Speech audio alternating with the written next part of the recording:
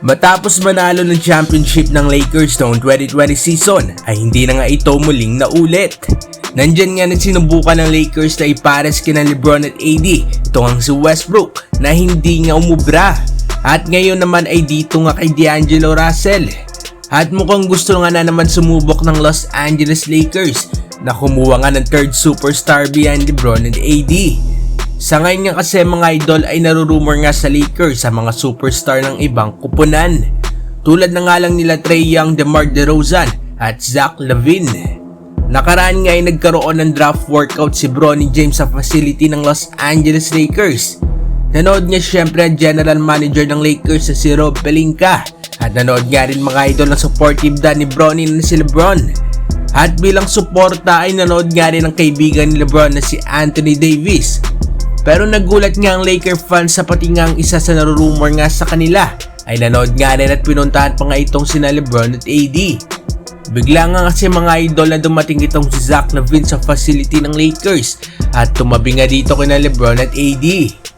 Si Zach LaVine mga idol ay 29-year-old pa lang at nasa kanyang prime pa nga. This season ay nakapaglaro nga lang itong si Zach LaVine ng 25 games due to injuries.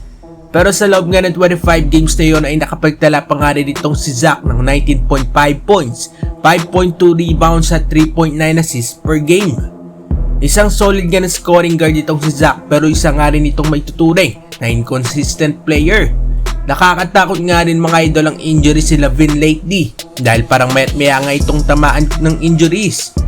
Sa tanong naman na kung fit nga ba ang playing style ni Zach kay LeBron at AD ay maaring oo at maaring hindi. Depende nga yan sa magiging adjustment ni Zach playing with LeBron and AD. Ball dominant nga itong sina LeBron at AD pero nakakapag-attract nga sila ng 2 or 3 players dito nga sa depensa. Rason nga para may ma-open na players. At dyan nga maaring mag-benefit ang isang Zach LaVine. Maganda naman kay LaVine mga idol ay kaya niya nga gumawa ng sariling tira kung kailangan. Kaya nga rin ito ni Zach na magbuhat sa scoring sa tuwing magpapahinga nga itong sina LeBron at AD. Kaya kung ako ang tatanungin mga idol ay pwede naman siguro tungan si Zach LaVine bilang third superstar ng LA Lakers. Pero para sa inyo mga idol, babagay nga ba itong si Zach sa kupunan ng LA Lakers? Mag-komenta sa baba at ating babasahin yan. Huwag kakalimutan mag-like at subscribe para sa iba pang balitang NBA. Maraming salamat po.